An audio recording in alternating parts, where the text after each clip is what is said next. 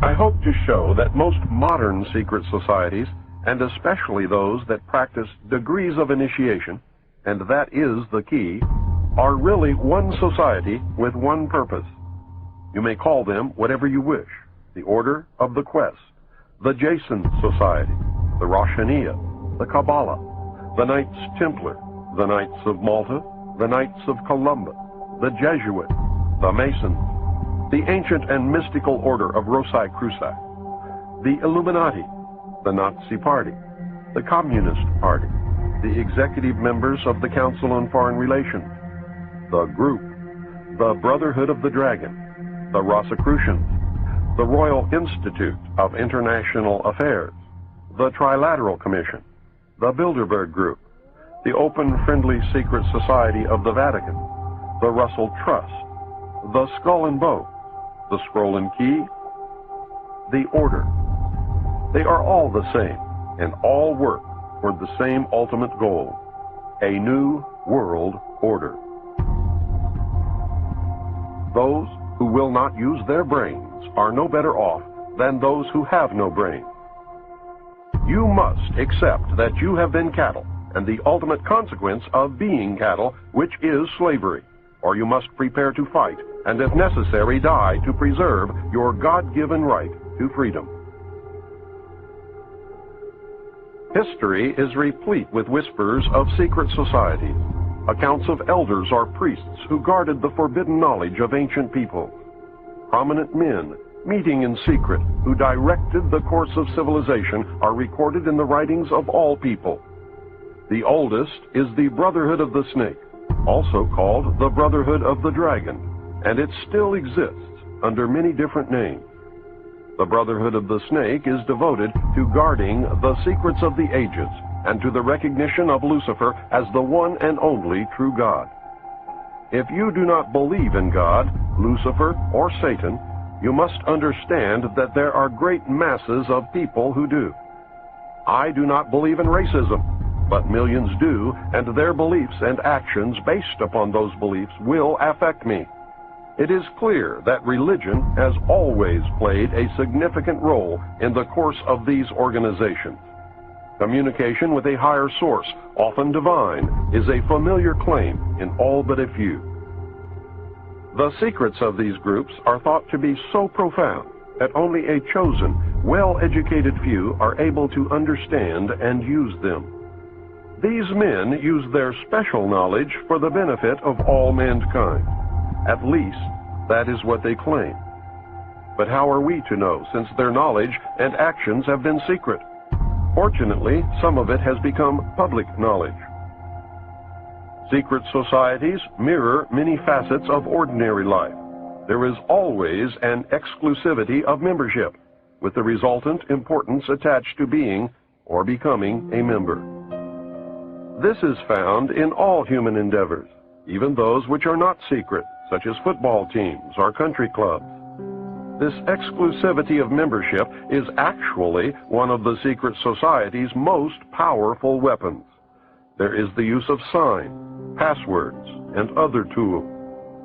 These have always performed valuable functions in man's organizations everywhere.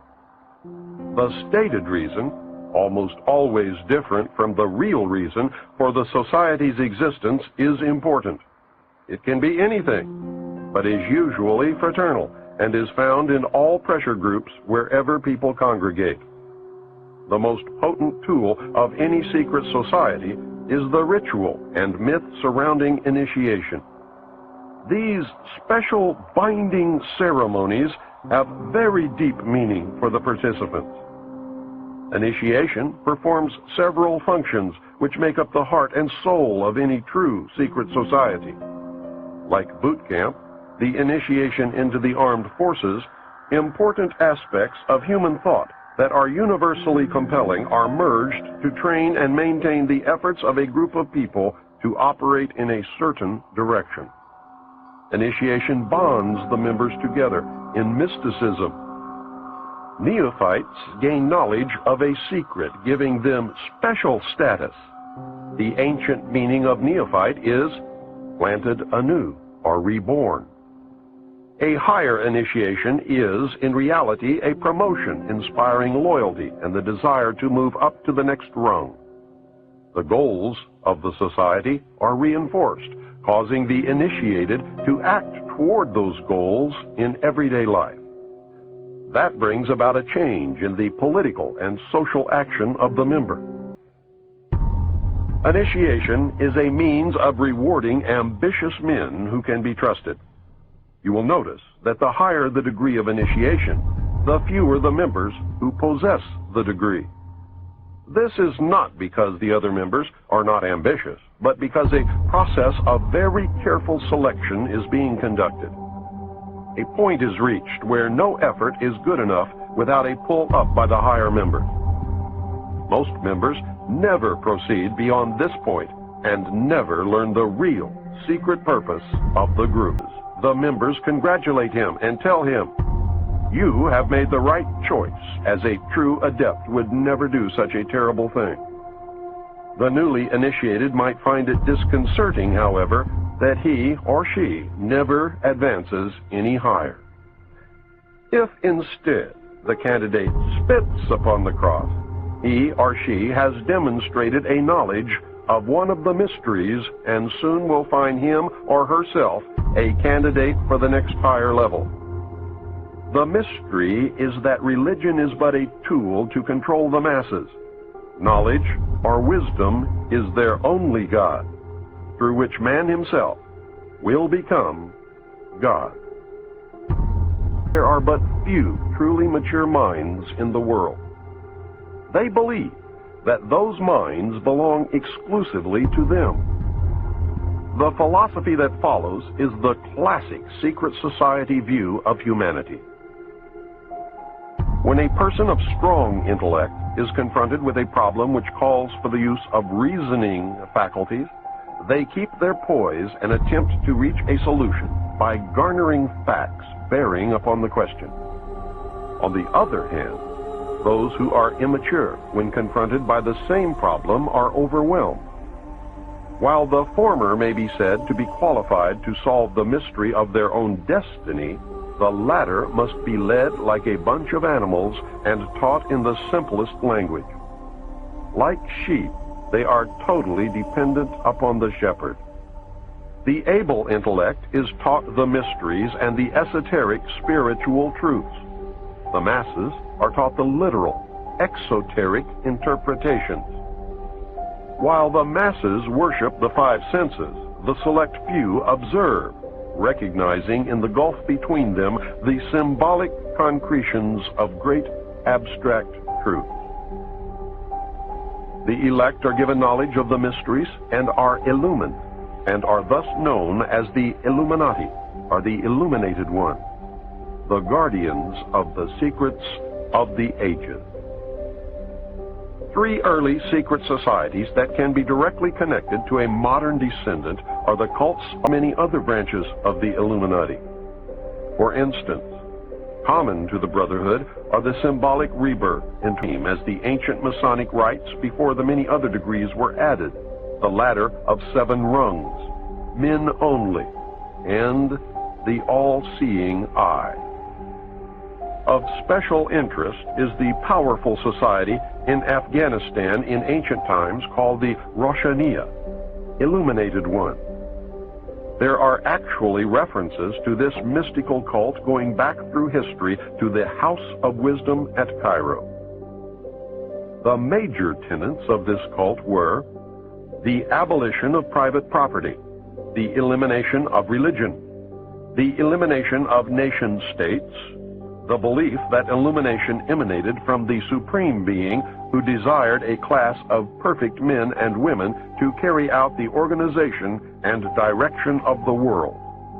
Belief in a plan to reshape the social system of the world by first taking control of individual countries one by one, and the belief that after reaching the 4th degree, one could communicate directly with the unknown supervisors who had imparted knowledge to initiates throughout the ages. Wise men will again recognize the Brotherhood. Can you hear the echo of the Nazi Party, The Communist Party? The extreme right and the extreme left? The important fact to remember is that the leaders of both the right and the left are a small hardcore of men who have been and still are Illuminists or members of the Brotherhood. They may have been or may be members of the Christian or Jewish religion, but that is only to further their own ends. They are and always have been Luciferian and internationalist. They give allegiance to no particular nation, although they have used, on occasion, nationalism to further their causes. Their only concern is to gain greater economic and political power. The ultimate objective of the leaders of both groups is identical. They are determined to win for themselves undisputed control of the wealth, natural resources, and manpower of the entire planet. They intend to turn the world into their conception of a Luciferian totalitarian socialist state. In the process, they will eliminate all Christians, Jews, and atheists. You have just learned one, but only one, of the great mysteries. They are all the same, and all work toward the same ultimate goal, a new world order. Many of them, however, disagree on exactly who will rule this new world order, and that is what causes them to sometimes pull in opposite directions while nevertheless proceeding toward the same goal. The Trilateral Commission is an elite group of some 300 very prominent business, political, and intellectual decision makers of Western Europe, North America, and Japan. This enterprise is a private agency that works to build up political and economic cooperation among the three regions. Its grand design, which it no longer hides, is a new world order. A key to the danger presented by the Trilateral Commission is its seminal piece, written for them by Harvard professor Samuel P. Huntington in the mid-70s. In the paper, Professor Huntington recommended that democracy and economic development be discarded as outdated ideas. He wrote the following as co-author of the book Crises in Democracy. We have come to recognize that there are potential desirable limits to economic growth. There are also potentially desirable limits to the indefinite extension of political democracy. A government which lacks authority will have little ability short of cataclysmic crises to impose on its people the sacrifices which may be necessary. Look at the Council on Foreign Relations. Many members, in fact the majority, never serve on the executive committees. They never go through any initiation of any kind. They are, in fact, the power base, and are used to gain a consensus of opinion. The majority are not really members, but are made to feel as if they are. In reality, they are being used and are unwilling or unable to understand. The Executive Committee is an inner core of intimate associates, members of a secret society called the Order of the Quest, also known as the Jason Society, devoted to a common purpose. The members are an outer circle on whom the inner core acts by personal persuasion, patronage, and social pressure. That is how they bought Henry Kissinger. Rockefeller gave Kissinger a grant of $50,000 in the early 50s, a fortune in those days, and made dear old Henry a member of the CFR. Anyone in the outer circle who does not toe the mark is summarily expelled, and the lesson is not lost on those who remain. Do you remember the human desire to be a member of the elect? That is the principle at work. The Council on Foreign Relations has been the foremost plank of America's foreign policy establishment for more than half a century. The Council on Foreign Relations is a private organization of business executives, scholars, and political leaders that studies global problems and plays a key role in developing United States foreign policy. The CFR is one of the most powerful semi-official groups concerned with America's role in international affairs. It is controlled by an elect group of men recruited from the Skull and Bones and the Scroll and Key societies of Harvard and Yale, which are both chapters of the order, make up the executive committee of the Council on Foreign Relations after undergoing initiation into the Order of the Quest, also known as the Jason Society. The Council on Foreign Relations is an offshoot sister organization to the British Royal Institute of International Affairs, financial base from J.P. Morgan, the Carnegie Endowment, the Rockefeller family, and other Wall Street banking interests. The Council on Foreign Relations controls our government. Through the years, its members have infiltrated the entire executive branch, State Department, Justice Department, Central Intelligence Agency policy.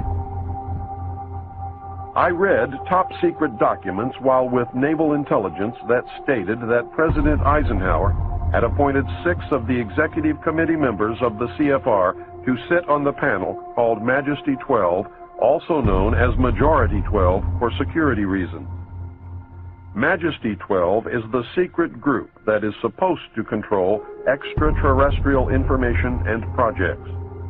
The document stated that Eisenhower had also appointed 6 members from the executive branch of government who were also members of the CFR. The total membership of Majesty 12 was 19, including Dr. Edward Teller and the 6 members from the Jason Scientific Group. Again, whether this is true or disinformation depends solely upon the existence of aliens. The CFR is a secret society in that it forbids the taking of notes or the publishing of minutes of its meetings. Any member who divulges the subject or any part of any conversation or talk that took place during a meeting is terminated. The goal of the Council on Foreign Relations is a new world order. Remember, never worship a leader. If you worship a leader, you then no longer have the ability to recognize when you have been deceived. The most powerful secret organization in the world is the Bilderberg Group, organized in 1952 and named after the hotel where its first meeting took place in 1954. The man who organized the Bilderberg Group, Prince Bernhard of the Netherlands, has the power to veto the Vatican's choice of any pope it selects. Prince Bernhard has this veto power because his family, the Habsburgs, are descended from the Roman emperors. Prince Bernhard is the leader of the Black family. He claims descent from the House of David and thus can truly say that he is related to Jesus. Prince Bernhard, with the help of the CIA, brought the hidden ruling body of the Illuminati into public knowledge as the Bilderberg Group. This is the official alliance that makes up the world governing body. The core of the organization is 3 committees made up of 13 members each. Thus, the heart of the Bilderberg Group consists of 39 total members of the Illuminati. The 3 committees are made up exclusively of members of all the different secret groups that make up the Illuminati, the Freemasons, the Vatican, and the Black nobility. This committee works year-round in offices in Switzerland. It determines who is invited to the annual meeting and what policies and plans will be discussed. Every proposal or plan that has ever been discussed at an annual meeting of the Bilderberg Group has come to pass usually within 1 or 2 years following the meeting. The Bilderberg Group is directing the quiet war that is being waged against us. How can they do it? These are the men who really rule the world. Manly P. Hall, 33rd degree Mason, probably the most renowned expert on these subjects, wrote in his book, The Secret Destiny of America. For more than 3,000 years, secret societies have labored to create the background of knowledge necessary to the establishment of an enlightened democracy among the nations of the world. All have continued and they still exist, as the Order of the Quest. Men bound by a secret oath to labor in the cause of world democracy decided that in the American colonies they would plan the roots of a new way of life. The Order of the Quest was set up in America before the middle of the 17th century. Franklin spoke for the Order of the Quest, and most of the men who worked with him in the early days of the American Republic were also members. Not only were many of the founders of the United States government Masons, but they received aid from a secret and august body existing in Europe, which helped them to establish this country for a particular purpose known only to the initiated few. The members of the Bilderberg Group are the most powerful financiers, industrialists, statesmen, and intellectuals who get together each year for a private conference on world affairs. The meetings provide an informal, off-the-record opportunity for international leaders to mingle and are notorious for the cloak of secrecy they are held under. The headquarters office is in The Hague in the Netherlands. The goal of the Bilderberg Group is a one-world, totalitarian socialist government and economic system. Take heed, as time is running short. You must understand that secrecy is wrong. The very fact that a meeting is secret tells me that something is going on that I would not approve. Do not ever believe that grown men meet on a regular basis just to put on fancy robes, hold candles, and glad-hand each other. George Bush, when he was initiated into the Skull and Bones, did not lie naked in a coffin with a ribbon tied around his genitalia and yell out the details of all his sexual experiences because it was fun. He had much to gain by accepting initiation into the order, as you can now see. These men meet for important gain and keep power. You should have some understanding of how, operating in secrecy and infiltrating every level of government and vital industry, including the press, the elect manipulate the people and nations of the world toward any direction desired. I hope you caught on to the fact that the secret power structure is toward a totalitarian socialist state or fascism. It is not the Nazis, as they were a product of this power structure. It is not the Jews, although some very wealthy Jews are involved. It is not the communists, as they fit the same category as the Nazis. It is not the bankers, but they do play an important role. I also hope that you are beginning to look inside yourself to see if their reality fits. Are you getting the message?